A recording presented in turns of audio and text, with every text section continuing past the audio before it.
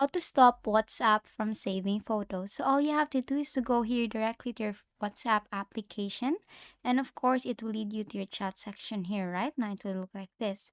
Now on the bottom part, you'll see five different options. You'll see status, calls, communities, chats, and settings. So tap on the gear icon, the settings, and it will lead you here to your settings area.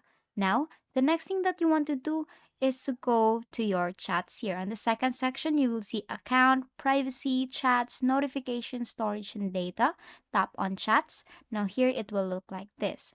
So there, you will see on the second section, you will see save to camera roll. Now it's currently toggled on. Now if you toggle all that off, you've automatically disapproved the saved photos and videos that you receive in your iPhone camera roll. And basically That's it. That is how you stop WhatsApp from saving photos, and that is all for today. If this video helped you, please give it some thumbs up and subscribe to YouTube channel for more tutorials. Thank you for watching.